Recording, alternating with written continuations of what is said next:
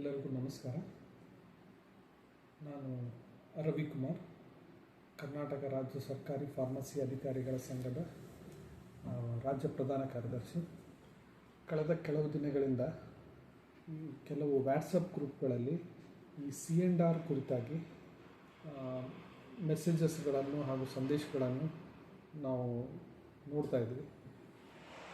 ಈ ಕುರಿತು ಇವತ್ತು ಮಧ್ಯಾಹ್ನ ರಾಜ್ಯಾಧ್ಯಕ್ಷರ ಅಧ್ಯಕ್ಷತೆಯಲ್ಲಿ ಒಂದು ಜಿಲ್ಲಾ ಪದಾಧಿಕಾರಿಗಳ ಹಾಗೂ ಕಾರ್ಯಕಾರಿ ಸಮಿತಿಯ ಸದಸ್ಯರ ಮೀಟಿಂಗನ್ನು ಕರೆಯಲಾಗಿತ್ತು. ಸದರಿ ಮೀಟಿಂಗ್ನಲ್ಲಿ ಸವಿಸ್ತಾರವಾಗಿ C&R ಕುರಿತು ಎಲ್ಲ ಮಾಹಿತಿಯನ್ನು ಪದಾಧಿಕಾರಿಗಳಿಗೆ ನೀಡಲಾಯಿತು. ಇದೇ ರೀತಿ ತಮ್ಮ ಹಂತದಲ್ಲಿ ಎಲ್ಲ ಜಿಲ್ಲಾ ಸಂಘಗಳು ಜಿಲ್ಲಾ ಪದಾಧಿಕಾರಿಗಳ ಹಾಗೂ ಸದಸ್ಯರುಗಳ ಸಭೆಯನ್ನು ಕರೆದು ಈ ವಿಷಯ ಕುರಿತು ಎಲ್ಲ ಮಾಹಿತಿಯನ್ನು ನೀಡಿ ಅವರ ಅಭಿಪ್ರಾಯಗಳನ್ನು ಪಡೆದು ದಿನಾಂಕ 5-4 ಏಪ್ರಿಲ್ 5ನೇ ತಾರೀಕೊಳಗೆ ರಾಜ್ಯ ಸಂಘಕ್ಕೆ ತಮ್ಮ ಅಭಿಪ್ರಾಯವನ್ನು ಲಿಖಿತ ರೂಪದಲ್ಲಿ ತಿಳಿಸಿದಲ್ಲಿ ಅದನ್ನು ಅಳವಡಿಸಿಕೊಂಡು ಯಾವುದೇ ಬದಲಾವಣೆಗಳ ಅವಶ್ಯಕತೆ ಇದ್ದಲ್ಲಿ ಅದನ್ನು ಅಳವಡಿಸಿಕೊಳ್ಳಲು ತೀರ್ಮಾನಿಸಲಾಯಿತು. ಈ C&R ಕುರಿತು ಈ ಜಿಲ್ಲಾ ಹಂತದಲ್ಲಿ ಮೀಟಿಂಗ್ ಮಾಡಬೇಕಾದ್ರೂ ಬೇಸಿಕ್ ಒಂದು ಏನು C&R ಅಂದ್ರೇನು, ಇದರ ಬಗ್ಗೆ ಕೆಲವೊಂದು ಮಾಹಿತಿಗಳನ್ನು ತಮ್ಮೊಂದಿಗೆ ಹಂಚಿಕೊಳ್ಳಲು ಹಾಗೂ ಈ C&R ವರದಿಯನ್ನು ತಯಾರು ಮಾಡುವಾಗ ಏನೆಲ್ಲ ವಿಷಯಗಳನ್ನು ನಾವು ಗಮನದಲ್ಲಿ ಇಟ್ಕೊಂಡಿದ್ವಿ, ಯಾವ ಥರ ಇದನ್ನು ಪ್ರಿಪೇರ್ ಮಾಡಿದ್ವಿ, ಇದು ಕೋರ್ ಕಾನ್ಸೆಪ್ಟ್ ಏನು, ನಾವು ಏನೇನು ಡಾಕ್ಯುಮೆಂಟ್ಸನ್ನು ರೆಫರ್ ಮಾಡಿದ್ದೀವಿ, ಇದ್ರ ಬಗ್ಗೆ ಕೆಲವೊಂದು ಮಾಹಿತಿಗಳನ್ನು ತಮ್ಮೊಂದಿಗೆ ಹಂಚಿಕೊಳ್ಳಲು ಇಷ್ಟಪಡ್ತೇನೆ. ಆರೋಗ್ಯ ಇಲಾಖೆಯಲ್ಲಿ ಫಾರ್ಮಸಿ ಅಧಿಕಾರಿ ಅಲ್ಲದೆ ಎಲ್ಲ ವೃಂದಗಳಲ್ಲೂ ಸುಮಾರು 40 ವರ್ಷಕ್ಕಿಂತ ಮೇಲ್ಪಟ್ಟು ಈ C&R ಬದಲಾವಣೆ ಆಗಿಲ್ಲ. C&R ಅಂದರೆ ಕೇಡರ್ ಆ್ಯಂಡ್ ರಿಕ್ರೂಟ್ಮೆಂಟ್. ಇದರಲ್ಲಿ ಕೇಡರ್ ರಿಕ್ರೂಟ್ಮೆಂಟ್ ಪಾರ್ಟ್ ಅಂದರೆ ನೇಮಕಾತಿಗೆ ಸಂಬಂಧಪಟ್ಟಂಗೆ ರಿಕ್ರೂಟ್ಮೆಂಟ್, ಕೇಡರ್ ಅಂದರೆ ಒಮ್ಮೆ ರಿಕ್ರೂಟ್ಮೆಂಟ್ ಆದ ನಂತರ ಆ ಕೇಡರ್ಗೆ ಸಂಬಂಧಪಟ್ಟಂತೆ ಹುದ್ದೆಗಳಾಗಿರ್ಬೋದು ಅಥವಾ ಪದೋನ್ನತಿಗಳಾಗಿರ್ಬೋದು, ಯಾವ ಪದೋನ್ನತಿಗೆ ಯಾವ ವಿದ್ಯಾರ್ಹತೆ ಬೇಕು, ಎಷ್ಟು ಸೇವಾವಧಿ ಬೇಕಾಗತ್ತೆ, ಇದರ ಕುರಿತು ಸಂಪೂರ್ಣ ಒಂದು ಕಾನ್ಸ್ಟಿಟ್ಯೂಷನ್ ಇದ್ದಂಗೆ ಒಂದು ಸರ್ಕಾರಿ ನೌಕರಸ್ಥನಿಗೆ ಸೇವೆಗೆ ಸೇರಿದಾಗಿಂದ ರಿಟೈರ್ಡ್ ಆಗೋವರೆಗೂ ಅವನು ಯಾವ ಥರದ ಪದೋನ್ನತಿ ಸಿಗುತ್ತೆ, ಯಾವ ಥರ ಫೆಸಿಲಿಟಿ ಸಿಗುತ್ತೆ, ಅದರ ಕುರಿತು ಸಂಪೂರ್ಣ ಮಾಹಿತಿ ಈ C&Rನಲ್ಲಿ ಸಿಗುತ್ತೆ. ಅದೇ ನಮ್ಮ ದುರ್ದೈವೇನೆಂದರೆ ಎಲ್ಲ ವೃಂದಗಳು ಆರೋಗ್ಯ ಇಲಾಖೆ 40 ವರ್ಷಕ್ಕಿಂತ ಮೇಲ್ಪಟ್ಟು ಯಾವುದೇ ಬದಲಾವಣೆ ಆಗಲಿಲ್ಲ. ಬಟ್ ಈಗ ಫ್ರಮ್ ಪಾಸ್ಟ್ 2 ಇಯರ್ಸಿಂದ ಸರ್ಕಾರ ಮಟ್ಟದಲ್ಲಿ ಅಥವಾ ಇಲಾಖೆ ಮಟ್ಟದಲ್ಲಿ ಕೆಲವೊಂದು ಸರ್ಕ್ಯುಲರ್ಸ್ ಆಗಲಿ ಸುತ್ತೋಲೆ ಆಗಲಿ ಈ ಕುರಿತು ಹೊರಡಿಸಿ 2 ಮೀಟಿಂಗ್ಸ್ಗಳು ಸಾಗಿದೆ. ಅದರನ್ವಯ 2022ರಲ್ಲಿ ಆರೋಗ್ಯ ಇಲಾಖೆ ಒಂದು ಸುತ್ತೋಲೆ ಅನ್ವಯ ಎಲ್ಲ ವೃಂದಗಳಿಗೆ ಸಂಬಂಧಪಟ್ಟಂಗೆ ಹಾಗೂ ಫಾರ್ಮಸಿ ಅಧಿಕಾರಿಗಳ ವೃಂದಕ್ಕೆ ಸಂಬಂಧಪಟ್ಟಂಗೆ C&R ಕುರಿತು ಯಾವ ಬದಲಾವಣೆಗಳು ತಮ್ಮ ಹಂತದಲ್ಲಿ ಬೇಕಾಗಿದೆ ಅದರ ಕುರಿತು ಒಂದು ಸುತ್ತೋಲೆಯನ್ನು ಹೊರಡಿಸಲಾಯಿತು. ಈ ಕುರಿತು ಒಂದು ತಜ್ಞರ ಸಮಿತಿಯನ್ನು ನಮ್ಮ ಹಂತದಲ್ಲಿ ಸಂಘದ ವತಿಯಿಂದ ರಚಿಸಿ ಅದರ ಸಂಪೂರ್ಣ ಅಧ್ಯಯನ ಮಾಡಿ ನಾವು ಸಂಘದ ವತಿಯಿಂದ ಇಲಾಖೆಗೆ ಸಲ್ಲಿಸಲಾಯಿತು. ಇದು ಸಲ್ಲಿಸುವಾಗ ನಾವು ಒಂದು ಕೋರ್ ಕಾನ್ಸೆಪ್ಟನ್ನು ಇಟ್ಟುಕೊಂಡು ಇದನ್ನು C&R ರೆಡಿ ಮಾಡಿದ್ವಿ. ವಾಟ್ ಈಸ್ ಈಗ ನಾವು ಸರ್ವಿಸ್ಗೆ ನಾವು ಆ್ಯಸ್ 2004 ನಾವು ಸರ್ವಿಸಿಗೆ ಜಾಯ್ನ್ ಆದಾಗ ನಮ್ಮದು ಆವಾಗ PUC ಕಂಪ್ಲೀಟ್ ಆಗಿದ್ದರೂ ಸಹ ಭಾಳ ದಿನದವರೆಗೆ ಗೊತ್ತಾಗಲಿಲ್ಲ ಯಾಕೆ ನಮ್ಮದು PUC ಮಾರ್ಕ್ಸನ್ನು ನಮ್ಗೆ ಕನ್ಸಿಡರ್ ಮಾಡಿಲ್ಲ. ಓನ್ಲಿ SSLC ಬೇಸ್ ಮೇಲೇ ಮತ್ತು ಡಿಪ್ಲೊಮಾ ಬೇಸ್ ಮೇಲೆ ಡಿಪ್ಲೊಮಾ ಏನು ಮಾರ್ಕ್ಸ್ ಇದೆ ಅದು 2ರದ್ದು ಆ್ಯಾವ್ರೇಜ್ ತೆಗೆದು ನಮ್ಮದು ಸೆಲೆಕ್ಷನ್ ಆಗಿದೆ ಅಂತ ನಮಗೂ ಭಾಳ ವರ್ಷವರೆಗೂ ನಮ್ಗೆ ಕರೆಕ್ಟಾಗಿ ಗೊತ್ತಾಗಲಿಲ್ಲ. ಆಮೇಲೆ ನಾವು ಅದ್ರ ಬಗ್ಗೆ ವಿಚಾರ ಮಾಡಿದಾಗ ಗೊತ್ತಾಯಿತು, ಇಲ್ಲ ಈ ಥರ ಒಂದು ಸರ್ಕಾರಿ ಇಲಾಖೆಯಲ್ಲಿ C&R ರೂಲ್ಸ್ ಅಂತಿರುತ್ತೆ. ಆ ರೂಲ್ಸಲ್ಲಿ ಒಂದು ಮಿನಿಮಮ್ ಎಜುಕೇಷನ್ ಕ್ವಾಲಿಫಿಕೇಷನ್ ಫಿಕ್ಸ್ ಆಗಿರುತ್ತೆ. ಇದರ ಮೇಲೇ ಒಂದು ಅಪಾಯಿಂಟ್ಮೆಂಟ್ ಆಗಲಿ ಅಥವಾ ನೇಮಕಾತಿ ಆಗಲಿ ಆಗುತ್ತೆ ಅನ್ನೋದು. ಅದೇ ಥರ ನಮ್ಮ ಫಾರ್ಮಸಿ ಅಧಿಕಾರಿಗಳಿಗೆ ಸರ್ಕಾರಿ ನೇಮಕಾತಿಗೆ ಮಿನಿಮಮ್ ಕ್ವಾಲಿಫಿಕೇಷನ್ ಈಗ ಸದ್ಯಕ್ಕೆ ಅಂದರೆ 40 ವರ್ಷದ ಹಿಂದಿನ ಏನು C&R ಇಲಾಖೆಯಲ್ಲಿದೆ ಅದರಲ್ಲಿ SSLC plus diploma in pharmacy ಅಂದರೆ 2 years of diploma in pharmacy plus training ಅಂತ. ಇದು ಇದು ಎಜುಕೇಷನ್ ರೆಗ್ಯುಲೇಷನ್ 1991 ಪ್ರಕಾರ ಆ SSLC ಕಾನ್ಸೆಪ್ಟನ್ನು ತೆಗೆದು PUCನ ಬೇಸಿಕ್ ಎಜುಕೇಷನ್ನಾಗಿ ಫಿಕ್ಸ್ ಮಾಡಿದ್ದಾರೆ. ಬಟ್ 1991 ಆದ್ರ ನಂತರ ಸಹ ನಮ್ಮದು ಇಲಾಖೆಯಲ್ಲಿ C&R ಬದಲಾವಣೆ ಆಗದೇ ಇರೋದರಿಂದ ಆ ಎಜುಕೇಷನ್ ಕ್ರೈಟೀರಿಯಾ ಇದರಲ್ಲಿ ಅಪ್ಲೈ ಆಗಲೇ ಇಲ್ಲ. ಅದೇ ಥರ ಅದು ಇನ್ನೂವರೆಗೂ ಸಹ SSLC ಅಂತೆ PUCಯನ್ನು ಓದಿದರೂ ಸಹ ನಮ್ಮ ಎಜುಕೇಷನ್ನು ಎಲ್ಲಿಯೂ ಸಹ ಅದನ್ನು ಕನ್ಸಿಡರ್ ಮಾಡ್ತಾ ಇಲ್ಲ. ಇದು ಬೇಸಿಕ್ ನಾವು ಒಂದು ಕೋರ್ ಕಾನ್ಸೆಪ್ಟ್, ಇದು ಚೇಂಜ್ ಆಗಬೇಕು. ಇದು ಚೇಂಜ್ ಆಗುತ್ತೆ, ಯಾಕಂದರೆ ಒಂದು ಸರ್ಕಾರಿ ಆದೇಶ ಇರೋದ್ರಿಂದ, ಅದು ಎಜುಕೇಷನ್ ರೆಗ್ಯುಲೇಷನೇ ಇರೋದ್ರಿಂದ ಅದು ಆಟೋಮೆಟಿಕ್ಲಿ ಚೇಂಜ್ ಆಗುತ್ತೆ. That is not a big issue. ಆಮೇಲೆ ಈಗ ನಾವು ಭಾಳಷ್ಟು ಜನಕ್ಕೆ ನಾವು ಕೊರಗು ಏನಂದರೆ, ಫಾರ್ಮಸಿ ಅಧಿಕಾರಿಯಾಗಿ ಸೇವೆಗೆ ಸೇರಿದ ನಂತರ ಫಾರ್ಮಸಿ ಅಧಿಕಾರಿಯಾಗಿ ಅವರು ನಿವೃತ್ತಿ ಹೊಂದುವ ಭಾಳಷ್ಟು ಉದಾಹರಣೆಗಳನ್ನು ನಾವು ನೋಡಿದ್ವಿ. ಇದು ಬದಲಾವಣೆ ಆಗಬೇಕು ಅನ್ನೋದು ಒಂದು ನಮ್ಮ ಉದ್ದೇಶ ಇರೋದರಿಂದ ಅಟ್ಲೀಸ್ಟ್ ಫಾರ್ಮಸಿ ಆಫೀಸರ್ಗೆ ತಮ್ಮ ಸೇವಾವಧಿಯಲ್ಲಿ ಮಿನಿಮಮ್ 2 ರಿಂದ 3 ಅವರಿಗೆ ಪದೋನ್ನತಿಯನ್ನು ಸಿಗಬೇಕು. ಪದೋನ್ನತಿ ಅಂದರೆ ಓನ್ಲಿ ಫೈನಾನ್ಷಿಯಲ್ ಬೆನಿಫಿಟ್ ಅಲ್ಲದೆ ಅವ್ರಿಗೇನಾಗುತ್ತೆ ಒಂಥರ it is a motivational factor. ಈಗ ಅವ್ರಿಗೆ ಮುನ್ನೂ ಕೆಲಸ ಮಾಡಲಿಕ್ಕೆ ಅಥವಾ ಅವ್ರು ಎನರ್ಜೆಟಿಕ್ ಆಗಿ ಅವರ ಸೇವೆಯನ್ನು ಒದಗಿಸಲಿಕ್ಕೆ ಈ ಪ್ರಮೋಷನ್ ಅನ್ನೋದು ಅವ್ರಿಗೆ ಅನುಕೂಲ ಆಗುತ್ತೆ. ಅದೇ ಥರ ಈಗ ಸರ್ವಿಸಲ್ಲಿ 2 ರಿಂದ 3 ನಾವು ಪ್ರಮೋಷನ್ಸ್ನ ಅವ್ರಿಗೆ ಒದಗಿಸ್ಕೊಟ್ರೆ ಫೈನಾನ್ಷಿಯಲ್ ಬೆನಿಫಿಟ್ ಇದೊಂದಿಗೆ ಅವರಿಂದ ನಾವು ಹೆಚ್ಚಿಗೆ ಸೇವೆಯನ್ನು ಪಡೆಯುವುದರಿಂದ ಅನುಕೂಲ ಆಗುತ್ತೆ. ಇದನ್ನು ಇಟ್ಟುಕೊಂಡು ಈ ಎಲ್ಲ ನಾವು C&R ಅದನ್ನು ಆಲೋಚನೆ ಮಾಡಿ ಪ್ರಿಪೇರ್ ಮಾಡಿದ್ದೀವಿ. ಮತ್ತು ಅದೇ ರೀತಿ ಈಗ ಫಾರ್ಮಸಿ ಅಂದರೆ ಓನ್ಲಿ ನಾವು pharmacy we have to look in a broad concept. ನಾವು ಓನ್ಲಿ ಡಿಪ್ಲೊಮಾ ಇನ್ ಫಾರ್ಮಸಿ ಅಂತ ಅಷ್ಟೇ ನೋಡಬಾರ್ದು, ಅಥವಾ ಡಿಗ್ರಿ ಇನ್ ಫಾರ್ಮಸಿ ಆ ಥರ. Pharmacy that includes minimum education like diploma in pharmacy, graduation in pharmacy and next doctorate in pharmacy. ಇವು 3 basic education ಇದು ಫಾರ್ಮಸಿಯಲ್ಲಿದೆ. ಅಂದರೆ ಆಫ್ಟರ್ 12 ನಂತರ ಇವು 3 ಬೇಸಿಕ್ ಎಜುಕೇಷನ್ ಕ್ವಾಲಿಫಿಕೇಷನ್ ಆಗುತ್ತೆ. ಅದಕ್ಕೆ ನಾವು ಈ 3 ಇದನ್ನು ಟೋಟಲ್ ಆಗಿ ನೋಡಿ ಒಂದು ಸೋಷಿಯಲ್ ಜಸ್ಟಿಸ್ ಕೊಡಬೇಕು. ಅಂದರೆ ಯಾವುದೇ ಎಜುಕೇಷನ್ ಆಗಿರಲಿ, ಫಾರ್ಮಸಿಸ್ಟ್ ಹ್ಯಾಸ್ ಅ ಹೋಲ್ ಅವ್ರಿಗೆ ಮುಂದಿನ ದಿನಗಳಲ್ಲಿ ಅವಕಾಶ ಕಲ್ಪಿಸಬೇಕು ಅಥವಾ ಅವ್ರಿಗೆ ಸೋಷಿಯಲ್ ಜಸ್ಟಿಸ್ ಕೊಡಬೇಕು ಅನ್ನೋ ಉದ್ದೇಶದಿಂದ ಅದೊಂದು ಕೋರ್ ಕಾನ್ಸೆಪ್ಟನ್ನು ಇಟ್ಕೊಂಡಿದ್ವಿ. ಅದೇ ಥರ ನಾವು ಯಾವಾಗ ಈ ಥರ ಹೋಲ್ ಪರ್ಸ್ಪೆಕ್ಟಿವಲ್ಲಿ ನಾವು ನೋಡಿದಾಗ ಅದು ಪ್ರೊಫೆಷನ್ಗೆ ನಾವು ಟೋಟಲ್ ಅಪ್ಲಿಫ್ಟ್ಮೆಂಟ್ ಮಾಡಲಿಕ್ಕೆ ಭಾಳ ಅನುಕೂಲ ಆಗುತ್ತೆ. ಈಗೇನು ಗೊತ್ತಾ, ನಾವು ಎಜುಕೇಷನ್ ಕ್ರೈಟೀರಿಯಾನ ನಾವು ಅಪ್ಲಿಫ್ಟ್ಮೆಂಟ್ ಮಾಡಿದ್ರೆ ಅಲ್ಟಿಮೇಟ್ಲಿ ದಟ್ ಈಸ್ ನಮ್ಮ ಸರ್ವಿಸಲ್ಲಿ ಇಫೆಕ್ಟ್ ಆಗುತ್ತೆ. ಆಮೇಲೆ ನಮ್ಮ ಪ್ರೊಫೆಷನ್ಗೂ ಸಹ ಆ ಎಜುಕೇಷನ್ ಏನು ನಾಲೆಜ್ ಗೇನ್ ಆಗಿರುತ್ತೆ ನಮ್ಮ ಪ್ರೊಫೆಷನಲ್ಲಿ ಡೆಫಿನೆಟ್ಲಿ ಅದು ರಿಫ್ಲೆಕ್ಟ್ ಆಗುತ್ತೆ ಅನ್ನೋದು ಸರ್ಕಾರದ ಆಲೋಚನೆ ಇರುತ್ತೆ. ಅದು ಪ್ರಾಕ್ಟಿಕಲಿ ಅದೇ ಥರ ನಡೆಯುತ್ತೆ. ಆದರೂ ಅದೇ ಥರ ನಮ್ಮ ಫಾರ್ಮಸಿಯನ್ನು ನಾವು pharmacy section governance from the bottom level even top level ಸಹ ನಮ್ಮ ಫಾರ್ಮಸಿಯವರೇ ನಮ್ಮನ್ನು ಗವರ್ನ್ ಮಾಡಬೇಕು. ನಮ್ಮದೇನು ಪಾಲಿಸಿ ಮೇಕಿಂಗಿಂದ ಹಿಡ್ಕೊಂಡು ಫ್ರಮ್ ಸಪ್ಲೈ ಚೈನ್ ಮ್ಯಾನೇಜ್ಮೆಂಟಿಂದ ಹಿಡ್ಕೊಂಡು ಡಿಸ್ಟ್ರಿಬ್ಯೂಷನಿಂದ ಹಿಡ್ಕೊಂಡು ಅಥವಾ ಈವನ್ ಡಾಕ್ಟರ್ಸ್ಗೆ ಮೆಡಿಸನ್ ಪ್ರಿಸ್ಕ್ರೈಬ್ ಮಾಡಲಿಕ್ಕೆ ಅವ್ರ ಜೊತೆ ಕೋಆರ್ಡಿನೇಟ್ ಮಾಡಿ ಯಾವ ಕಾಂಬಿನೇಷನ್ ಆಫ್ ಮೆಡಿಸನ್ಸ್ ಪ್ರಿಸ್ಕ್ರೈಬ್ ಮಾಡಬೇಕು ಅನ್ನೋ ಮಟ್ಟಿಗೆ, ಆಮೇಲೆ ಟೋಟಲ್ ನಮ್ಮ policy implementation health related policies ಆಗಲಿ, ಯಾವುದೇ ಮೆಡಿಸಿನ್ ರಿಲೇಟೆಡ್ ಪಾಲಿಸೀಸ್ ಆಗಲಿ ಅದನ್ನು ಇಂಪ್ಲಿಮೆಂಟ್ ಮಾಡಲಿಕ್ಕೆ ಅಥವಾ ಟೆಂಡರ್ ಸೆಕ್ಷನ್ ಹಿಡ್ಕೊಂಡು ಓವರಾಲ್ ನಮ್ಮ ಫಾರ್ಮಸಿಗೆ ರಿಲೇಟೆಡ್ ಯಾವುದೇ ಪಾಲಿಸೀಸ್ ಇದ್ದು ಅದನ್ನು ಗವರ್ನೆನ್ಸ್ ನಮ್ಮ ಫಾರ್ಮಸಿಸ್ಟೇ ಮಾಡಬೇಕು. ಫ್ರಮ್ ಬಾಟಮ್ ಲೆವೆಲಿಂದ ಈವನ್ ಡೈರೆಕ್ಟರ್ ಲೆವೆಲ್ಗೂ ನಮ್ಮ ಫಾರ್ಮಸಿಸ್ಟೇ ಆದರೆ ಒಳ್ಳೆಯದು ಅಥವಾ ನಮಗೆ ಅನುಕೂಲ ಆಗುತ್ತೆ ಅನ್ನೋದು ಈ 4 ಅಥವಾ 5 ಬೇಸಿಕ್ ಕಾನ್ಸೆಪ್ಟ್ ಇಟ್ಕೊಂಡು ಇದನ್ನು ನಾವು ರೆಡಿ ಮಾಡಿದ್ದೀವಿ.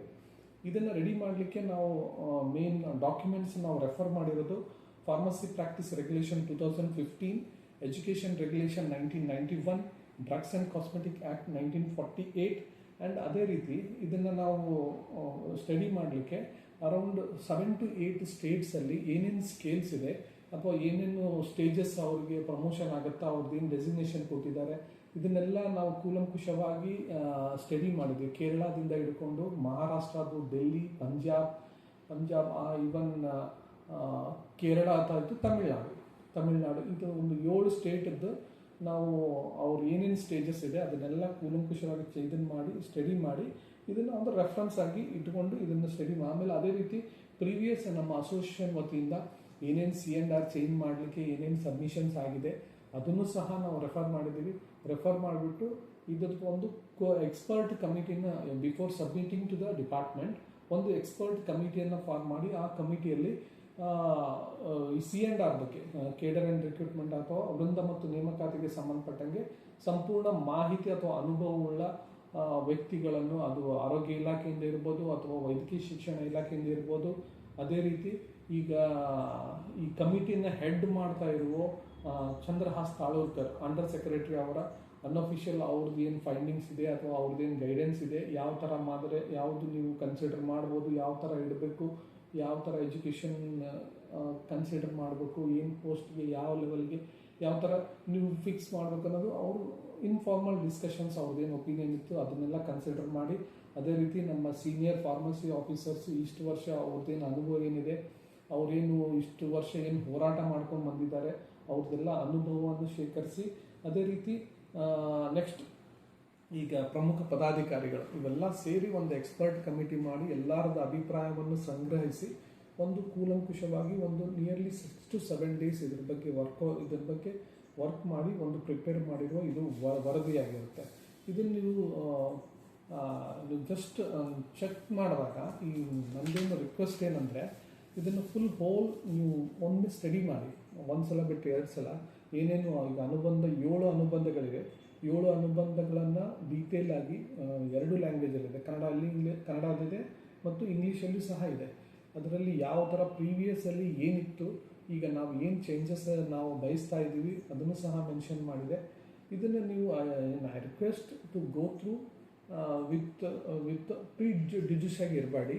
ನೀವು ಮೊದಲನೇದಾಗಿ ಈ ಥರ ಡಿಸೈಡ್ ಮಾಡಿಕೊಂಡು ಇದೇ ಥರ ಆಗಿರ್ಬೋದು ಅನ್ನೋದು ಒಂದು ಕಾನ್ಸೆಪ್ಟಿಂದ ತೆಗೆದು ಓಪನ್ ಮೈಂಡ್ ಇಟ್ಕೊಂಡು ಇದ್ರ ಬಗ್ಗೆ ಡೀಟೇಲ್ ಆಗಿ ಸ್ಟಡಿ ಮಾಡಿದ ನಂತರ ಈಗ ನೀವು ಅಬ್ಸರ್ವ್ ಮಾಡ್ಬೋದು. ನಾನು ಪ್ರೀವಿಯಸ್ ಓಲ್ಡ್ CNR ಅಲ್ಲಿ ಈಗ ಸದ್ಯಕ್ಕೆ ನಮ್ಮ ಫಾರ್ಮಸಿಸ್ಟ್ಗೆ 4 ಹಂತಗಳಿದೆ. ಈಗ ನಾವು ಡೆಸಿಗ್ನೇಷನ್ ಚೇಂಜ್ ಮಾಡುವಾಗ ಫಾರ್ಮಸಿ ಆಫೀಸರ್ದು ಮೊದಲನೇ ಹಂತ, ಅದಾದ ನಂತರ senior pharmacy officer, next DCPO deputy chief pharmacy officer, ಅದಾದ ನಂತರ final step ADP assistant director of pharmacy. ಇದು 4 ಹಂತಗಳವರೆಗೆ ಈಗ ಹಳೆ CR ಅಲ್ಲಿತ್ತು. ಬಟ್ ಈಗ ನಾವು ಏನು ಪ್ರಪೋಸ್ ಮಾಡ್ತಾ ಇದ್ದೀವಿ ಆ CR ಅಲ್ಲಿ ನಾವು 7 ಸ್ಟೇಜಲ್ಲಿ ನಾವು ಡೆಸಿಗ್ನೇಷನ್ ಚೇಂಜ್ ಮಾಡಿ ನಾವು ಪ್ರಪೋಸ್ ಮಾಡ್ತಾ ಇದ್ದೀವಿ. 7 ಸ್ಟೇಜಲ್ಲಿ ಅದು ಫಾರ್ಮಸಿ ಆಫೀಸರಿಂದ ಹಿಡ್ಕೊಂಡು entry into the service pharmacy as a pharmacy officer, ಆಮೇಲೆ after that pharmacy officer grade 1, next senior pharmacy officer, next ಅದಾದ ನಂತರ DCPO deputy chief pharmacy officer and ಅದಾದ ನಂತರ ADP assistant director of pharmacy. Next ಒಂದು ಹೊಸ ಕಾನ್ಸೆಪ್ಟನ್ನು ನಾವು introduce ಮಾಡಲಿಕ್ಕೆ ಪ್ರಯತ್ನ ಪಟ್ಟಿದ್ದೀವಿ, ಕ್ಲಿನಿಕಲ್ ಫಾರ್ಮಸಿಸ್ಟ್ ಅಂತ. ಅದಾದ ನಂತರ deputy director of pharmacy. Total 7 ಸ್ಟೇಜಲ್ಲಿ ನಾವು ಈ ಹೊಸ CNR ಅನ್ನು ಅಳವಡಿಸ್ಕೊಳ್ಳಿಕ್ಕೆ ನಾವು ಸರ್ಕಾರಕ್ಕೆ ಮನವಿಯನ್ನು ಸಲ್ಲಿಸಿದ್ದೇವೆ. ಇದು ಹಳೆ CR ಅನ್ನು ಕಂಪೇರ್ ಮಾಡಿದಾಗ ಹಳೆ CR ಅಲ್ಲಿ as a diploma in pharmacy ಓದ್ ಎಂಟ್ರಿ ಆದ ಫಾರ್ಮಸಿಸ್ಟು ಅವರಿಗೆ ಸೀನಿಯರ್ ಫಾರ್ಮಸಿಸ್ಟ್ ಆಗುವವರೆಗೆ ಅಷ್ಟೇ ಅವಕಾಶಗಳಿತ್ತು. ಅದಾದ ನಂತರ ಯಾವುದು, ಯಾಕಂದರೆ ಅದರ ನಂತರ ಹುದ್ದೆಗಳಿಗೆ ಎಜುಕೇಷನ್ ಕ್ರೈಟೀರಿಯಾ ಇಟ್ಟಿರೋದ್ರಿಂದ ಅವಕಾಶಗಳಿರಲಿಲ್ಲ. ಬಟ್ ಈಗ ಹೊಸದಾಗಿ ನಾವು ಇದನ್ನು CNR ಅಲ್ಲಿ ಅವ್ರಿಗೆ ಅಟ್ಲೀಸ್ಟ್ 3 ಪ್ರಮೋಷನ್ ಸಿಗಬೇಕು, ಫಾರ್ಮಸಿಸ್ಟಿಗೆ ಸರ್ವಿಸಲ್ಲಿ 3 ಪ್ರಮೋಷನ್ ಸಿಗಬೇಕನ್ನೋ ಉದ್ದೇಶದಿಂದ ಅವ್ರಿಗೆ DCPO ಅವರಿಗೆ ಒಂದು ಫಾರ್ಮಸಿ ಆಫೀಸರ್ ಎಂಟ್ರಿ ಆದ ನಂತರ ಫಾರ್ಮಸಿ ಆಫೀಸರ್ ಗ್ರೇಡ್ 1 ಒಂದು ಪ್ರಮೋಷನ್ ಅಂತ ಕನ್ಸಿಡರ್ ಮಾಡಿದರೆ, ನೆಕ್ಸ್ಟ್ ಸೀನಿಯರ್ ಫಾರ್ಮಸಿ ಆಫೀಸರ್ 2ನೇ promotion and third deputy chief pharmacy officer 3 ಪ್ರಮೋಷನ್ಸ್ವರೆಗೂ ಸಹ ಅವರು ಸೀನಿಯಾರಿಟಿ ಬೇಸ್ ಇಟ್ಟುಕೊಂಡೇ ಅವ್ರಿಗೆ ಪ್ರಮೋಷನ್ ಆಗಲಿಕ್ಕೆ ಅವಕಾಶಗಳನ್ನು ಇದರಲ್ಲಿ ನಾವು ಕೇಳಿದ್ದೀವಿ. Only in higher post and ADP ಆಯಿತು, ಅದರ ನಂತರ ಡೆಪ್ಟಿ ಡೈರೆಕ್ಟರ್ ಆಫ್ ಫಾರ್ಮಸಿ, ಈ 2 ಹುದ್ದೆಗಳು ಏನಿದೆ ಕ್ಲಾಸ್ 1 ಆಫೀಸರ್ಸ್ ಕ್ಲಾಸ್ 1 ಆಗಿರೋದ್ರಿಂದ ಅದರಲ್ಲಿ ಸಹ ನಾವು ಸೀನಿಯಾರಿಟಿನ ನಾವು ಕನ್ಸಿಡರ್ ಮಾಡಿದರೆ ಇದು ಹೋಲ್ ರಿಪೋರ್ಟ್ಗೆ ಎಲ್ಲಿ ಬೆಲೆ ಇಲ್ಲ, ಅಂದರೆ ಸ್ವಲ್ಪ ಅದು ರಿಯಲಿಸ್ಟಿಕ್ ಆಗಿರಲ್ಲ. ಆಮೇಲೆ ಈಗ ನಾವು ಏನು ಪ್ರಪೋಸಲ್ ಕೊಟ್ಟಿದ್ದೀವಲ್ಲ ಅದು ಮೂರು ಸ್ಟೇಜಲ್ಲಿ ಅದು ಸ್ಕ್ರೂಟ್ನಿ ಆಗುತ್ತೆ. ಇದು ಇಲಾಖೆಯಲ್ಲಿ ಒಂದು ಸ್ಕ್ರೂಟ್ನಿ ಆಗುತ್ತೆ, ಆಮೇಲೆ DPR ಅಲ್ಲಿ ಮತ್ತು ಫೈನಾನ್ಸ್ ಡಿಪಾರ್ಟ್ಮೆಂಟಲ್ಲಿ. ಈಗ ಅಲ್ಲಿ ಇರೋ ಅಧಿಕಾರಿಗಳು ಏನು ಮಾಡ್ತಾರೆ, ಇದನ್ನು ನಾವು ಓನ್ಲಿ ಒಂದು ಎಜುಕೇಷನ್ನು ಸಹ ಅಷ್ಟೇ ನಾವು ಇದನ್ನು ಮಾಡ್ತಿರೋದ್ರಿಂದ ಅವರು ಗಣನೆಗೆ ತಗೊಳ್ತಿರೋದ್ರಿಂದ ನಾವು ಕ್ಲಾಸ್ 1 ಆಫೀಸರ್ಸ್ಗೆ ನಾವು ಅಟ್ಲೀಸ್ಟ್ ಗ್ರ್ಯಾಜುಯೇಷನ್ ಇಡದೇ ಇದ್ದರೆ ಈಗೇನಾಗುತ್ತೆ, ನಾವು DCPO ಅವ್ರಿಗೂ ನಾವು ಕೇಳಿದಾಗ ಅದು ನಮಗೆ ನೆಗೆಟಿವ್ ಆಗೋ ಚಾನ್ಸಸ್ ಇರುತ್ತೆ. ಅದಕ್ಕೆ ಅಟ್ಲೀಸ್ಟ್ ನಾವು DCP ಅವರಿಗೆ ಒಂದು class 2 officers as a diploma ಸೇರಿದವ್ರಿಗೆ, ಕ್ಲಾಸ್ 2 ಆಫೀಸರ್ ಹೋಗೋವ್ರಿಗೆ ನಾವು ಅವ್ರಿಗೆ ಅವಕಾಶ ಮಾಡಿಕೊಡ್ಬೇಕಂತಂದರೆ ಅಟ್ಲೀಸ್ಟ್ ಕ್ಲಾಸ್ 1 ಆಫೀಸರ್ಸ್ನ ನಾವು ಎಜುಕೇಷನ್ ನಾವು ಕ್ರೈಟೀರಿಯಾ ಇಟ್ಕೊಂಡ್ರೆ ಕ್ಲಾಸ್ 2 ವರೆಗೂ ನಾವು ರೀಚ್ ಆಗಲಿಕ್ಕೆ ಅಥವಾ ನಾವು ಅದನ್ನು ಇನ್ಸಿಸ್ಟ್ ಮಾಡಲಿಕ್ಕೆ ಅನುಕೂಲ ಆಗುತ್ತೆ. ಆ ಉದ್ದೇಶದಿಂದ ನಾವು ಏನು ಮಾಡಿದ್ದೀವಿ, ಇದನ್ನು ಹೈಯರ್ ಪೋಸ್ಟಲ್ಲಿ ಎಜುಕೇಷನ್ನ ಮ್ಯಾಂಡೇಟ್ರಿ ಇಟ್ಟಿದ್ದೀವಿ. ಇಲ್ಲಾಂದರೆ ನಾವು ಅದನ್ನು ಕನ್ಸಿಡರ್ ಮಾಡ್ಬೋದು, ಫ್ರಮ್ ದ ಬಿಗಿನಿಂಗಿಂದ ಎಂಡ್ ಪೋಸ್ಟ್ವರೆಗೂ ಸೀನಿಯಾರಿಟಿನ ಕೊಡ್ಬೋದು ಅಂತ ನಾವು ಕೇಳ್ಬೋದು. ಬಟ್ ಕೇಳಿದ ತಕ್ಷಣ ಅವು ಅಪ್ರೂವ್ ಆಗೋ ಚಾನ್ಸಸ್ ಭಾಳ ಕಡಿಮೆ ಇರೋ ಅನ್ನೋ ಒಂದು ಅಭಿಪ್ರಾಯ ಕಮಿಟಿಯಲ್ಲಿ ಇರೋದರಿಂದ, ಆ ಕಮಿಟಿಯಲ್ಲಿರೋ ಸದಸ್ಯರಿಂದ ಬಂದಿರೋದ್ರಿಂದ ನಾವು ಅದನ್ನು ಪರಿಗಣನೆಗೆ ತೆಗೆದುಕೊಂಡು ಮೇಲಿರೋ ಒಂದು 2 ಪೋಸ್ಟಿಗೆ ಮಾತ್ರ ಅದನ್ನು ಎಜುಕೇಷನ್ ಕ್ರೈಟೀರಿಯಾನ ನಾವು ಅದನ್ನು ಇಟ್ಟಿದ್ದೀವಿ. ಈಗ ನೀವು C&R ಅದನ್ನು ಈಗ ನಾನು full detail one by one ಏನು ಸ್ಟೇಜ್ ಇದೆ ಅದನ್ನು ಹೇಳ್ತೀನಿ. C&Rನ ನಾವು ಸ್ಟಡಿ ಮಾಡಬೇಕಾದ್ರೆ ಇದರಲ್ಲಿ 2 ಪಾರ್ಟಾಗಿ ನಾವು ನೋಡಬೇಕಾಗತ್ತೆ. ಒಂದು ರಿಕ್ರೂಟ್ಮೆಂಟ್ ಪಾರ್ಟ್ ಒಂದು, that means that is recruitment, and C means cadre. ಅಂದರೆ ಒಂದು ಕೇಡರ್ಗೆ ಸಂಬಂಧಪಟ್ಟಂಗೆ ಅವರು ಸರ್ವಿಸಲ್ಲಿ ಜಾಯ್ನ್ ಆದ ನಂತರ ಅವ್ರಿಗೆ ಏನೇನು ಕೇಡರ್ಗೆ ಏನೇನು ಅನುಕೂಲತೆಗಳಿದೆ, ಅವ್ರದ್ದೇನು ಸ್ಕೇಲ್ ಏನಿದೆ, ಅವ್ರ ಪ್ರಮೋಷನ್ ಯಾವಾಗ ಆಗುತ್ತೆ, ಎಜುಕೇಷನ್ ಏನು, ಇದ್ರ ಬಗ್ಗೆ ಏನಾಗುತ್ತೆ ಕೇಡರಲ್ಲಿ C ಕವರ್ ಆಗುತ್ತೆ. ಆರಲ್ಲಿ ಏನು ಗೊತ್ತಾ, ದಟ್ ಈಸ್ ರಿಕ್ರೂಟ್ಮೆಂಟ್. ಅಂದರೆ ಹೊಸ ನೇಮಕಾತಿಗೆ ಏನು ನಾವು ಕ್ರೈಟೀರಿಯಾ ಫಿಕ್ಸ್ ಮಾಡ್ತೀವಿ ಅದು ಆ ಸೆಕ್ಷನಲ್ಲಿ ರಿಕ್ರೂಟ್ಮೆಂಟ್ ಪಾರ್ಟಲ್ಲಿ ಬರುತ್ತೆ. ಅದಕ್ಕೆ ನಾವು ಇದನ್ನು ನಾವು ಸ್ಟಡಿ ಮಾಡಬೇಕಾದ್ರೆ ನಾವು ಎರಡು ಪಾರ್ಟಲ್ಲಿ ನಾವು ಸ್ಟಡಿ ಇದನ್ನು ಗಮನಿಸಬೇಕಾಗತ್ತೆ. ಅದಕ್ಕೆ ಫುಲ್ ಆ್ಯಂಡ್ ಸೋಲ್ ನಾವು ಅದನ್ನು ನೋಡಿದರೆ ನಿಮಗೆ ಸ್ವಲ್ಪ ಮಿಸ್ಅಂಡರ್ಸ್ಟ್ಯಾಂಡ್ ಅಥವಾ ಅದನ್ನು ಕೈಗಾಗ್ಬೋದು. ಅದಕ್ಕೆ 2 ಪಾರ್ಟಾಗಿ ಡಿವೈಡ್ ಮಾಡಿ ನೀವು ನೋಡಿದರೆ ಒಳ್ಳೇದಂತ ನನ್ನ ಅಭಿಪ್ರಾಯ. ಇದನ್ನು ನಾವು ಸ್ಟೇಜ್ ನಾವು ಬರಬೇಕಾದ್ರೆ ಮೊದಲನೇ stage pharmacy officer entry into the service. Pharmacy officer total ಸ್ಟೇಟಲ್ಲಿ ಪೋಸ್ಟ್ ಇರೋದು 3091 ಪೋಸ್ಟ್ ಇದೆ. ಇದನ್ನು ನಾವು ಈಗ 2 ಪಾರ್ಟಾಗಿ ಡಿವೈಡ್ ಮಾಡಿದ್ದೀವಿ. ಒಂದು 70% for the diploma in pharmacy ಹೋಲ್ಡರ್ಗೆ and 30% for bachelor of pharmacy ಹೋಲ್ಡರ್ಗೆ. ಇದನ್ನು ಯಾಕೆ ನಾವು ಇದ್ರ ಸ್ಕೇಲ್ ಬಂದ್ಬಿಟ್ಟು 27,650ರಿಂದ 52,650. ಇದು ಓಲ್ಡ್ ಸ್ಕೇಲ್ನ ನಾನು ರೆಫರೆನ್ಸ್ಗೆ ಮಾಡಿ ಕೊಟ್ಟಿರೋದು. ಈಗ ಹೊಸ ಸ್ಕೇಲ್ಗೆ ನೀವು ಅದನ್ನು ಕನ್ವರ್ಟ್ ಮಾಡ್ಕೋಬೋದು. ಈಗ ಇದನ್ನು ಯಾಕೆ ನಾವು 30-70 ಅಂತ ಮಾಡಿರೋದು ಭಾಳಷ್ಟು ಕ್ವಶನ್ಸ್ ಅರೈಸ್ ಆಗ್ತಾ ಇದೆ. ಇದಕ್ಕೆ ನಾವು ಒಂದು ಕ್ಲಾರಿಫಿಕೇಶನ್ ಏನು ಕೊಡ್ಬೋದು ಅಂದರೆ, ಈಗ ನಾವು ಇದನ್ನು ಪ್ರಿಪೇರ್ ಮಾಡಬೇಕಾದ್ರೆ ಒಂದು ನಾವು ಮ್ಯಾಕ್ಸಿಮಮ್ ಏನು ರೆಫರೆನ್ಸ್ ಮಾಡಿದ್ರೆ ಫಾರ್ಮಸಿ ಪ್ರಾಕ್ಟೀಸ್ 2015 ಅದೇನು ಗೆಜೆಟ್ ನೋಟಿಫಿಕೇಶನ್ ಆಗಿದೆ ಅದನ್ನು ನಾವು ಬೇಸ್ ಆಗಿ ಇಟ್ಕೊಂಡು ನಾವು ಇದನ್ನು ಇಂಪ್ಲಿಮೆಂಟ್ ಮಾಡಲಿಕ್ಕೆ ಪ್ರಯತ್ನ ಮಾಡಿದ್ವಿ. ಯಾಕಂದರೆ ಈಗ ಪಾಸ್ಟ್ ಫ್ಯೂ ಇಯರ್ಸಿಂದ ಅದು ಫಾರ್ಮಸಿ ಪ್ರಾಕ್ಟೀಸ್ ರೆಗ್ಯುಲೇಷನನ್ನು ನಾವು ಇಂಪ್ಲಿಮೆಂಟ್ ಮಾಡಲಿಕ್ಕೆ ಭಾಳಷ್ಟು ವಿಧದಿಂದ ಪ್ರಯತ್ನ ಮಾಡಿದ್ದೀವಿ, ಸರ್ಕಾರಕ್ಕೆ ರಿಕ್ವೆಸ್ಟ್ ಕೊಟ್ಟಿದ್ವಿ. ಬಟ್ C&R ಏನಿದೆಲ್ಲ, this is the best way to implement the pharmacy practice 2015. ಅದು ಎಜುಕೇಷನ್ ಕ್ವಾಲಿಫಿಕೇಷನ್ ಇರ್ಬೋದು ಅಥವಾ ಪೋಸ್ಟ್ ಕ್ರಿಯೇಷನ್ ಇರ್ಬೋದು. ನಾವು ಅದನ್ನು ಒಂದು ಗೆಜೆಟನ್ನು ನಾವು ಬೇಸ್ ಇಟ್ಕೊಂಡು ನಾವು ಯಾವುದೇ ಇಲಾಖೆಗಾಗಲಿ ಸರ್ಕಾರಕ್ಕಾಗಲಿ ನಾವು ಕೇಳಲಿಕ್ಕೆ ನಮ್ಗೆ ಅವಕಾಶಗಳಿರುತ್ತೆ. ಅದೇ ರೀತಿ ಅದರಲ್ಲಿ PPR 2015 for pharmacist entry into the ಸರ್ವಿಸನ್ನ ಅವ್ರ ಎಜುಕೇಷನ್ ಏನು ಫಿಕ್ಸ್ ಮಾಡಿದ್ರು ಅಂದರೆ diploma in pharmacy or bachelor in pharmacy ಅಂತ ಇದನ್ನು ಫಿಕ್ಸ್ ಮಾಡಿದ್ರು. ಅಂದರೆ they have stated that both the education qualification can be considered for the appointment of pharmacist. ಅಂದರೆ 2 ಎಜುಕೇಷನ್ನ ನಾವು ಕನ್ಸಿಡರ್ ಮಾಡ್ಬೋದು ಅನ್ನೋ ಉದ್ದೇಶದಿಂದ ಅದನ್ನು ತಗೊಂಡಿದ್ದಾರೆ. ಈಗ ನಾವು ಎಂಟ್ರಿ ಇಂಟು ದ ಸರ್ವಿಸ್ 2 ಕ್ಯಾಟಗರಿನ ನಾವು ತಗೊಂಡಿದ್ದೆ. They are entry at a same level. ಅಂದರೆ ಯಾವ ಸ್ಕೇಲಲ್ಲಿ ಡಿಪ್ಲೊಮಾದವ್ರಿಗೆ ಫಿಕ್ಸ್ ಆಗುತ್ತೆ ಅದೇ ಸ್ಕೇಲಲ್ಲಿ ಗ್ರ್ಯಾಜುಯೇಷನ್ ಅವರು ಎಂಟ್ರಿ ಆಗುತ್ತೆ. ಅವ್ರದ್ದು ಸೀನಿಯಾರಿಟಿ ಸಹ ಏನೂ ಚೇಂಜ್ ಆಗಲ್ಲ. ಸೇಮ್ ಎಂಟ್ರಿ ಲೆವೆಲ್ ಇರೋದ್ರಿಂದ ಸೇಮ್ ಸೀನಿಯಾರಿಟಿ ಫಿಕ್ಸ್ ಆಗುತ್ತೆ. ಅಂಟಿಲ್ ಎಲ್ಲಿವರೆಗೆ DCP ವರೆಗೂ ಸಹ ಯಾವುದೇ ಥರದ ಸೀನಿಯಾರಿಟಿಯಲ್ಲಿ ವೇರಿಯೇಷನ್ ಆಗಲ್ಲ. ಓನ್ಲಿ ಇನ್ ದ ಅಪ್ಪರ್ ಅದು 2 ಪೋಸ್ಟ್ಗೆ ಏನಿದೆ ಆ 2 ಪೋಸ್ಟ್ಗೆ ಮಾತ್ರ ಅವರು ಗ್ರ್ಯಾಜುಯೇಷನ್ ಆದವರು ಎಲಿಜಿಬಲ್ ಆಗ್ತಾರೆ ವಿನ ಉಳಿದಿದ್ದು ಯಾವುದೇ ಥರದ್ದು ಇದರಲ್ಲಿ ಅನ್ಯಾಯ ಆಗಲಿ ಆ ಥರ ಆಗೋ ಚಾನ್ಸಸ್ ಭಾಳ ಕಡಿಮೆ ಇದೆ. ಆಮೇಲೆ ಈಗ ಇದರಲ್ಲಿ ಮತ್ತೊಂದು ಪ್ರಾಬ್ಲಮ್ ಏನಿದೆ, ಆ್ಯಸ್ ಅ ಗೆಜೆಟ್ ನೋಟಿಫಿಕೇಶನ್ ಆಗಿರೋದ್ರಿಂದ ನಾವು 100% ಡಿಪ್ಲೊಮಾದವ್ರಿಗೆ ನಾವಿಟ್ಟರೆ ಇದು ಲೀಗಲ್ ಕಾಂಪ್ಲಿಕೇಶನ್ ಆಗೋ ಚಾನ್ಸಸ್ ಇರುತ್ತೆ. ಯಾಕಂದರೆ ಇಲ್ಲ ನಾವು ಎಜುಕೇಷನ್ ಕ್ವಾಲಿಫಿಕೇಷನ್ B.Pharmನು ಕನ್ಸಿಡರ್ ಮಾಡಿರೋದ್ರಿಂದ ಇಲ್ಲಿ ಓನ್ಲಿ ಡಿಪ್ಲೊಮಾದವ್ರಿಗೆ ಕೊಟ್ಟರೆ ನಮಗೆ ಅನ್ಯಾಯ ಆಗಿದೆ ಅಥವಾ ಲೀಗಲ್ ಕಾಂಪ್ಲಿಕೇಶನ್ ಆಗೋ ಚಾನ್ಸಸ್ ಇರೋದ್ರಿಂದ ಇದನ್ನು ಗಮನದಲ್ಲಿ ಇಟ್ಕೊಂಡು ಇಬ್ಬರಿಗೆ ಒಂದು ಸೋಷಿಯಲ್ ಜಸ್ಟಿಸ್ ಕೊಡಬೇಕು ಅನ್ನೋ ಉದ್ದೇಶದಿಂದ ಇಲ್ಲಿ ಅವಕಾಶವನ್ನು ಕಲ್ಪಿಸಲಾಗಿದೆ. ಇದೇ ನಂತರ ನೆಕ್ಸ್ಟ್ ಸ್ಟೇಜ್ ಬಂದು pharmacy officer grade 1. Pharmacy officer grade 1 ಈಗ ನಾರ್ಮಲಿ ನಮಗೆ ಫಾರ್ಮಸಿಸ್ಟ್ಗೆ 10 ಇಯರ್ಸ್ಗೆ ಟೈಮ್ ಬಾಂಡು ಸ್ಕೇಲ್ ಚೇಂಜ್ ಆಗುತ್ತೆ. ಈಗ ಡಾಕ್ಟರ್ಸ್ಗೆ ಅದನ್ನು ನಾವು ಹೆಲ್ತ್ ಡಿಪಾರ್ಟ್ಮೆಂಟ್ ಡಾಕ್ಟರ್ಸ್ಗೆ 6 ಇಯರ್ಸ್ಗೆ ಚೇಂಜ್ ಆಗುತ್ತೆ sir, time on promotion. But ಫಾರ್ಮಸಿ ಪ್ರಾಕ್ಟೀಸಲ್ಲಿ ಒಂದು ಪಾಯಿಂಟ್ ಏನಿದೆ ಅಂದರೆ 5 years ನೀವು service as a pharmacist you should consider to be promoted for the next grade ಅಂತ ಅಲ್ಲಿ ಒಂದು ಪಾಯಿಂಟ್ ಇದೆ. ಆ ಪಾಯಿಂಟನ್ನು ನಾವು ಹೈಲೈಟ್ ಮಾಡಿಬಿಟ್ಟು ನಾವು ಇನ್ಸ್ಟೆಡ್ ಆಫ್ ಮೆಡಿಕಲ್ ಆಫೀಸರ್ಸ್ಗೆ ಯಾವ 6 years ಕೊಡ್ತಾ ಇದ್ವಲ್ಲ, ಅದನ್ನು ಇನ್ಸ್ಟೆಡ್ ಆಫ್ 6 years ಫಾರ್ಮಸಿಸ್ಟ್ಗೆ 5 yearsಗೆ ಟೈಮ್ ಆನ್ ಸ್ಕೇಲ್ ಕೊಡಿ ಬೇಸ್ಡ್ ಆನ್ ದ PPR 2015. ಅದು ಎಲ್ಲಿ ವರ್ಕ್ ಮಾಡ್ತಾರೆ ಅಲ್ಲೇ ಅವ್ರು ವರ್ಕ್ ಮಾಡೋದು, ಡೆಸಿಗ್ನೇಷನ್ ಚೇಂಜ್ ಆಗೋದು from the pharmacist to the pharmacy officer grade 1 after the service of 5 years. 5 years service as a pharmacy officer, he should be promoted to pharmacy officer grade 1 with the scale of time bound scale. Time bound ಸ್ಕೇಲಲ್ಲಿ ಅವ್ರಿಗೆ ನಾವು promotion ನಾವು ಕೇಳ್ತಾ ಇದ್ವಿ.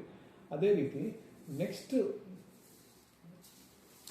ಅದಾದ ನಂತರ from the pharmacy officer grade 1 the next stage is senior pharmacy officer. Senior pharmacy officer ನಮ್ಮ ಇಡೀ ಸ್ಟೇಟಲ್ಲಿ 469 ಪೋಸ್ಟ್ಗಳಿದೆ. ಬಟ್ ಈಗ ಎಕ್ಸಿಸ್ಟಿಂಗ್ ಪೋಸ್ಟ್ಗಳಿಗೆ ನಾವು ಎಲ್ಲರಿಗೂ ಪ್ರಮೋಷನ್ಸನ್ನು ಅಲ್ಲಿವರೆಗೆ ಕೊಡಲಿಕ್ಕೆ ಅವಕಾಶಗಳಿರಲ್ಲ. ಅದಕ್ಕೆ ನಾವು ಎಡಿಷ್ನಲ್ ಆಗಿ 200 ಪೋಸ್ಟ್ನ as a senior pharmacy officer additional 200 ಪೋಸ್ಟನ್ನು ನಾವು ಕೇಳ್ತಾ ಇದ್ದೀವಿ. ಅದಾದ ಆ ಸ್ಕೇಲ್ ಬಂದುಬಿಟ್ಟು ಈಗ ಇರೋದು 30,350ರಿಂದ 58,250. ಬಟ್ ನಾವು ಇದನ್ನು ಸೀನಿಯರ್ ಸ್ಕೇಲ್ಗೆ ಅದನ್ನು ಇನ್ಕ್ರೀಸ್ ಮಾಡಿ to the scale of 36,000 to 67,550 senior ಸ್ಕೇಲ್ಗೆ ಅಪ್ಗ್ರೇಡ್ ಮಾಡಬೇಕು. ಯಾಕಂದರೆ ನಮಗೆ ಅದು ಭಾಳಷ್ಟು ಅನ್ಯಾಯ. ಸೀನಿಯರ್ ಸ್ಕೇಲ್ ಇಲ್ದಿರೋದು ನಾವು ಫಾರ್ಮಸಿಸ್ಟ್ಗೆ ಅದು ಒಂದು 4 ಟೆಕ್ನಿಕಲ್ ಕೇಡರ್ಗೆ ಭಾಳ ದೊಡ್ಡ ಅನ್ಯಾಯ ಆಗಿದೆ ಹೆಲ್ತ್ ಡಿಪಾರ್ಟ್ಮೆಂಟಲ್ಲಿ. ಇದನ್ನು ನಾವು ಲೀಗಲ್ ಆಗಿ ನಾವು ಕೋರ್ಟಲ್ಲಿ ಸಹ ಫೈಟ್ ಮಾಡ್ತಾ ಇದ್ವಿ. ಬಟ್ ಪ್ಯಾರಲಲ್ ಆಗಿ ಎಲ್ಲ ಪೇ ಕಮಿಷನಲ್ಲಿ ಸಹ ಮತ್ತು ಈ C&R ಅಲ್ಲಿ ಸಹ ಅದನ್ನು ನಾವು ಪ್ರಪೋಸ್ ಮಾಡಿದ್ವಿ. It is purely 100% promotional post. After the grade 1 ಅಂದರೆ ಫಾರ್ಮಸಿ ಆಫೀಸರ್ ಗ್ರೇಡ್ 1 ಪ್ರಮೋಷನ್ ಆದ ನಂತರ 3 years service as a pharmacy officer grade 1 next promotion you should get senior pharmacy officer.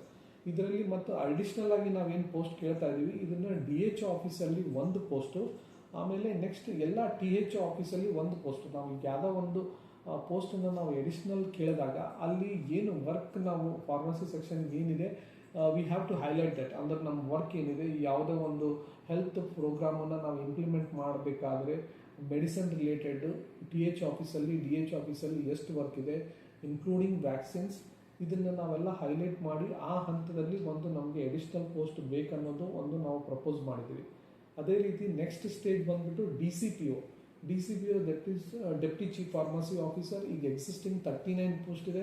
39 ಪೋಸ್ಟ್ಗೆ ನಾವು ಎಡಿಷ್ನಲ್ ಆಗಿ 50 ಪೋಸ್ಟನ್ನು ನಾವು ಹೊಸದಾಗಿ ಅದನ್ನು ಆ್ಯಡ್ ಮಾಡಬೇಕು ಅನ್ನೋದು ಒಂದು ಪ್ರಪೋಸಲ್ ಇಟ್ಟಿದ್ದು. It is purely 100% promotional post. ಇದನ್ನು ಸಹ ಸೀನಿಯಾರಿಟಿನ ಬೇಸ್ ಇಟ್ಕೋಬೇಕು. ಅರ್ಲಿಯರ್ ಗ್ರ್ಯಾಜುಯೇಷನ್ ಇದಕ್ಕೆ ಮ್ಯಾಂಡೇಟ್ ಇಟ್ಟರು, ಬಟ್ ಗ್ರ್ಯಾಜುಯೇಷನ್ ತೆಗೆದು ಸೀನಿಯಾರಿಟಿ ಅಷ್ಟೇ ನಾವು ಕನ್ಸಿಡರ್ ಮಾಡಿ DCPವರೆಗೂ ನಾವು ಪ್ರಮೋಷನ್ ಕೊಡಬೇಕು ಅನ್ನೋದು ಒಂದು ಪ್ರಮುಖ ಬೇಡಿಕೆ. Actually this is the highlight of this report. ಇಲ್ಲಿವರೆಗೆ ಇದು ಕ್ಲಾಸ್ 2 ಆಫೀಸರ್ಗೆ ನಮಗೆ ಅವಕಾಶ ಸಿಗುತ್ತೆ ಅನ್ನೋದು ಇದು actually this is the highlight of this report. ಇದರಲ್ಲಿ ಸೀನಿಯರ್ ಫಾರ್ಮಸಿ ಆಫೀಸರ್ ಆಗಿ 2 ವರ್ಷ ಆದ ನಂತರ you are been eligible for the next promotion. ಇದು ಸ್ಕೇಲ್ ಬಂದುಬಿಟ್ಟು 43,100ರಿಂದ ಹಿಡಿದು 83,900. ಈಗ ಎಡಿಷ್ನಲ್ ಪೋಸ್ಟ್ 50 ನಾವೇನು ಎಡಿಷ್ನಲ್ ಪೋಸ್ಟ್ ಕೈದಿವಿ, ಇದನ್ನು ಒಂದು ರಾಜ್ಯದಲ್ಲಿ ಈಗ ಆಲ್ರೆಡಿ ಮೋರ್ ದೆನ್ 30 ವೇರ್ಹೌಸ್ಗಳಿದೆ. ಅದರಲ್ಲಿ ಈಗ ಎಕ್ಸಿಸ್ಟಿಂಗ್ ಬಂದು ಸೀನಿಯರ್ ಅಂತ ಒಂದು ಜೂನಿಯರ್ ಪೋಸ್ಟ್ ಇದೆ. ಅದ್ರ ಜೊತೆಗೆ ಭಾಳಷ್ಟು ವರ್ಕ್ ಪ್ರೆಷರ್, ರುಟೀನ್ ಆಗಿ ವರ್ಕ್ ಪ್ರೆಷರ್ ಭಾಳಷ್ಟು ಹೆಚ್ಚಿಗೆ ಆಗ್ತಿರೋದ್ರಿಂದ ಅಲ್ಲಿ ಒಂದು DCPO ಪೋಸ್ಟನ್ನು ಒಂದು ವೇರ್ಹೌಸ್ಗಳಲ್ಲಿ, ಅದೇ ರೀತಿ ಈಗ ಕೆಲವೊಂದು ಜಿಲ್ಲಾ ಮಟ್ಟದ ಆಸ್ಪತ್ರೆಗಳಲ್ಲಿ DCPO 2 ಪೋಸ್ಟ್ಗಳಿದೆ. ಬಟ್ ಒಂದೊಂದು ಜಿಲ್ಲೆಗಳಲ್ಲಿ ಅದು ಇಲ್ಲ. ಯಾವ ಜಿಲ್ಲೆಗಳಲ್ಲಿ ಇಲ್ಲ ಅದನ್ನು ಐಡೆಂಟಿಫೈ ಮಾಡಿಬಿಟ್ಟು ಯಾವ ಜಿಲ್ಲೆಗಳಲ್ಲಿ ಇಲ್ಲದೇ ಇರೋ ಕಡೆ 2 DCPO ಪೋಸ್ಟ್ಗಳನ್ನು ಕ್ರಿಯೇಟ್ ಮಾಡಬೇಕು. ಅದೇ ರೀತಿ ವೇರ್ಹೌಸ್ಗಳಲ್ಲಿ ಟೋಟಲ್ 50 ಸೀಟು. ಈಗ existing 39 post plus additional 50 post. It is purely 100% and purely seniority based promotion. ಇದು ಆದ ನಂತರ ಮುಂದಿನ ಸ್ಟೇಜ್ ಬಂದ್ಬಿಟ್ಟು ADP that is assistant director of pharmacy. Assistant director of pharmacy ಈಗ ಎಕ್ಸಿಸ್ಟಿಂಗ್ 18 ಪೋಸ್ಟ್ ಇದೆ ಸ್ಟೇಟಲ್ಲಿ. ಅದಕ್ಕೆ ನಾವು 40 ಪೋಸ್ಟ್ ಅಡಿಷ್ನಲ್ ಆಗಿ ನಾವು ಕೇಳ್ತಾ ಇದ್ದೀವಿ. It is 100% promotional post. And ಇದರಲ್ಲಿ ಇದು ಕ್ಲಾಸ್ 1 ಆಫೀಸರ್ ಇರೋದರಿಂದ ಇದರಲ್ಲಿ ಎಜುಕೇಷನ್ನ ಅಂದರೆ ಹೈಯರ್ ಎಜುಕೇಷನ್ ಗ್ರ್ಯಾಜುಯೇಷನ್ನ ಇದರಲ್ಲಿ ಮ್ಯಾಂಡೇಟ್ರಿ ಆಗಿ ಇಡಬೇಕನ್ನೋದು, ಯಾಕಂದರೆ ಭಾಳಷ್ಟು ಕಡೆಯಿಂದ ಆ ಥರ ಅಭಿಪ್ರಾಯ ಬಂದಿರೋದ್ರಿಂದ ಇಲ್ಲಿ ನಾವು ಗ್ರ್ಯಾಜುಯೇಷನ್ನ ಮ್ಯಾಂಡೇಟ್ರಿ ಮಾಡಲಿಕ್ಕೆ ನಾವು ಕೋರಿದ್ದೇವೆ ಇದನ್ನು.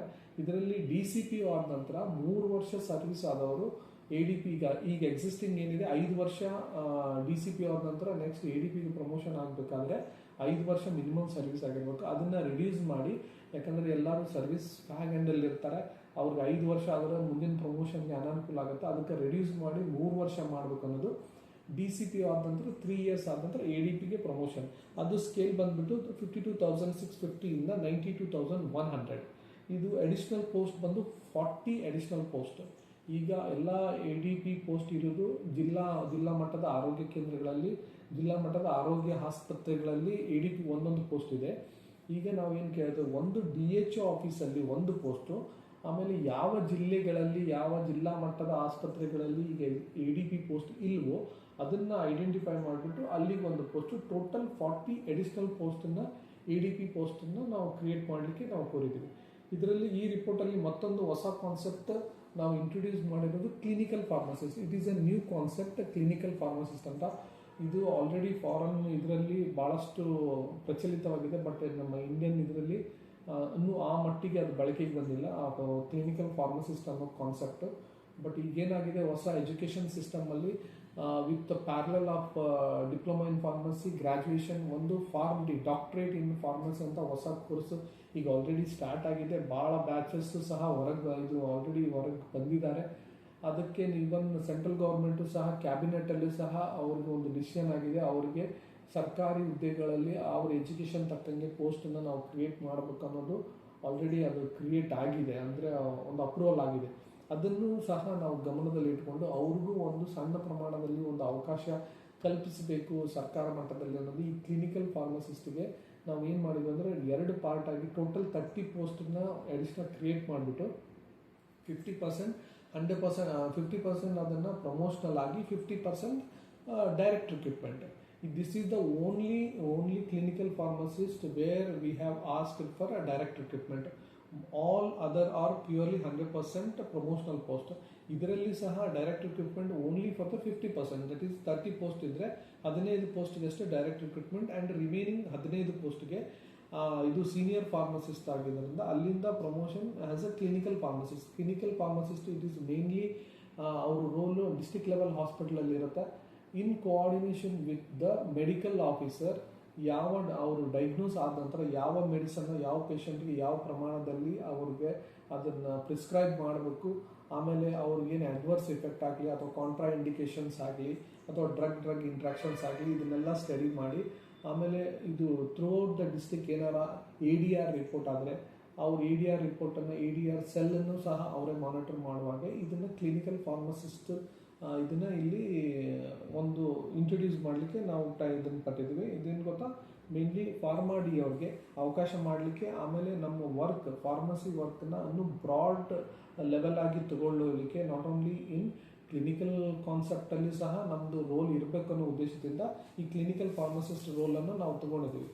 ಫೈನಲ್ ಸ್ಟೇಜ್ ಬಂದುಬಿಟ್ಟು that is deputy director of pharmacy ಬಂದುಬಿಟ್ಟು ಇದು ಅರ್ಲಿಯರ್ ಒಂದು ಪೋಸ್ಟ್ ನಮ್ಮ ಡೈರೆಕ್ಟರೇಟ್ ಆಫೀಸಲ್ಲಿ ಇತ್ತು, ಬಟ್ ಅದು ಶಿಫ್ಟಿಂಗಲ್ಲಿ ಅದು ಸಹ ಈಗ ಸರಿಯಾಗಿ ಅದು ಇದಾಗ್ತಾ ಇಲ್ಲ, ರಿಫ್ಲೆಕ್ಟ್ ಆಗ್ತಾ ಇಲ್ಲ ಎಲ್ಲಿಯೂ.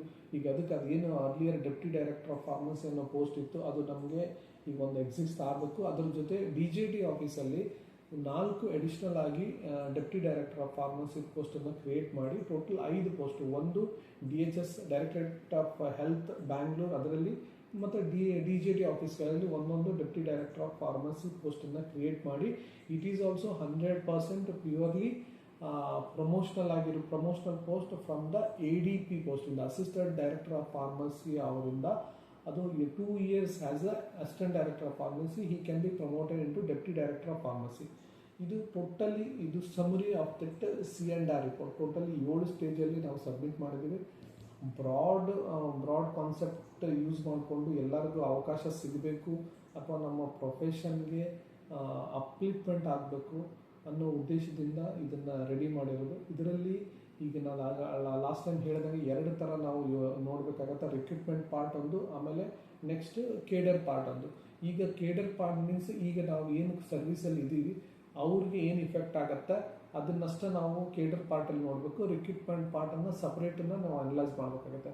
ಈಗ ಇದ್ದವ್ರಿಗೆ ಈಗ ಸದ್ಯದ ಪರಿಸ್ಥಿತಿ ಹಳೆ ಸಿ ಆರ್ ಮತ್ತು ಈಗ ಹೊಸ ಸಿ ಆರ್ ನಾವು ಕಂಪೇರ್ ಮಾಡಿದಾಗ ಪ್ರಮೋಷನಲ್ ಆಪ್ಷನ್ಸನ್ನು ಡೆಫಿನೆಟ್ಲಿ ನಾವು ಇನ್ಕ್ರೀಸ್ ಮಾಡಿದ್ವಿ. ಆಮೇಲೆ ಅದ್ರ ತಕ್ಕಂಗೆ ಎಲ್ಲರಿಗೂ ಮ್ಯಾಕ್ಸಿಮಮ್ ಪ್ರಮೋಷನ್ ಸಿಗೋಂಗೆ ಅಡಿಷ್ನಲ್ ಪೋಸ್ಟನ್ನ ನಾವು ಕ್ರಿಯೇಟ್ ಮಾಡಿದ್ವಿ.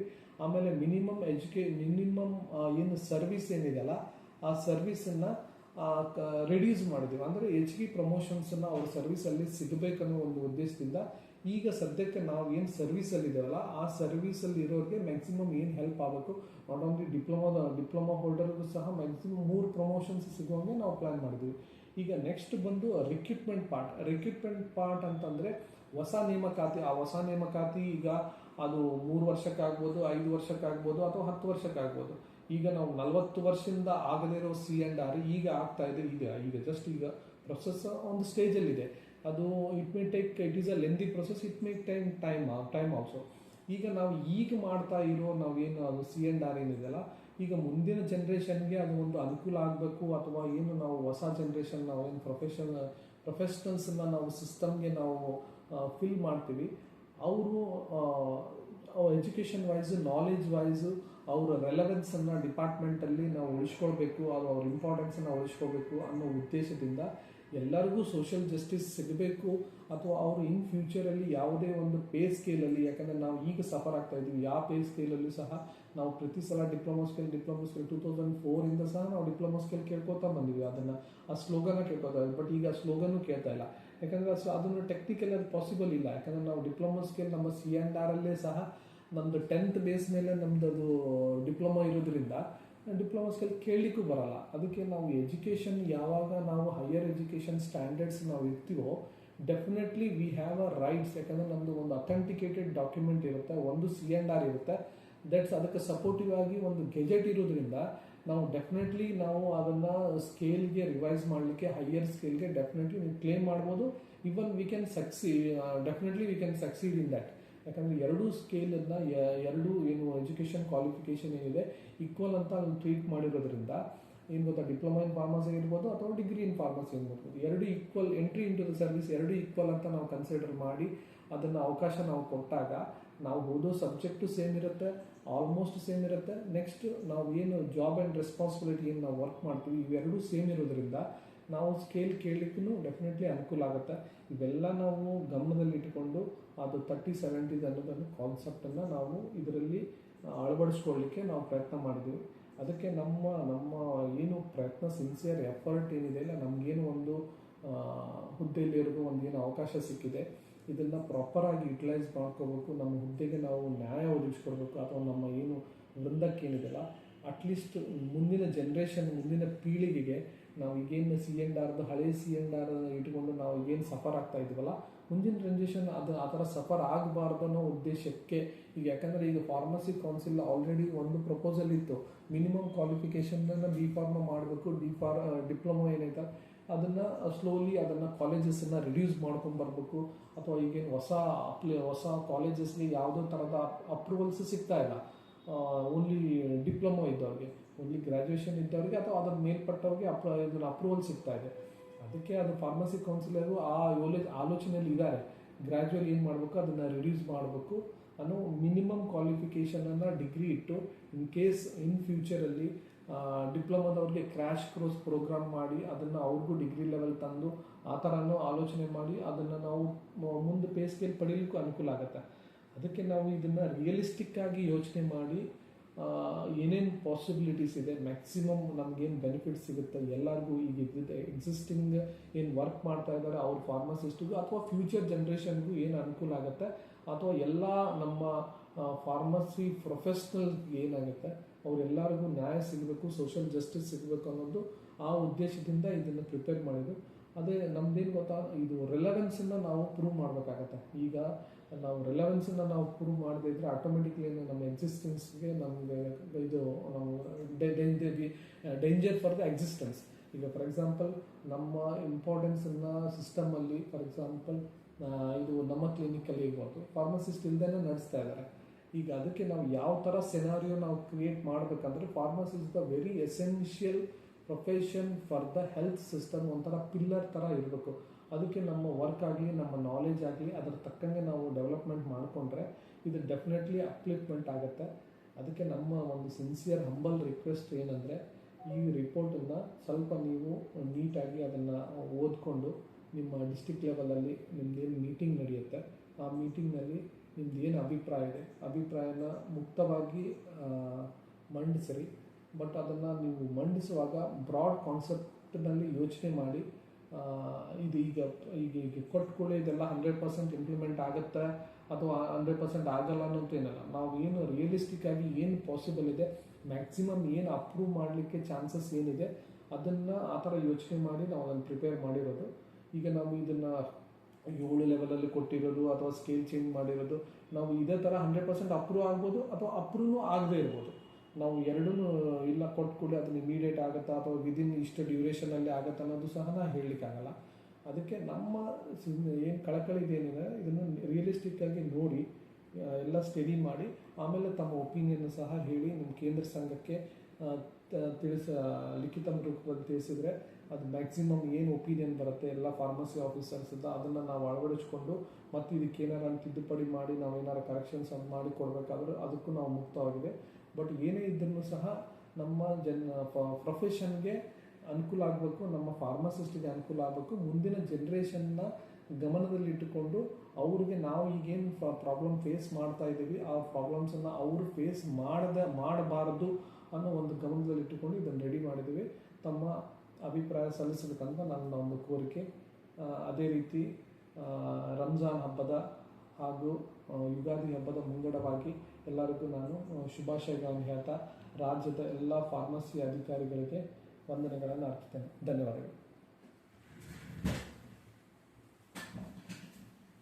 ಹಲೋ.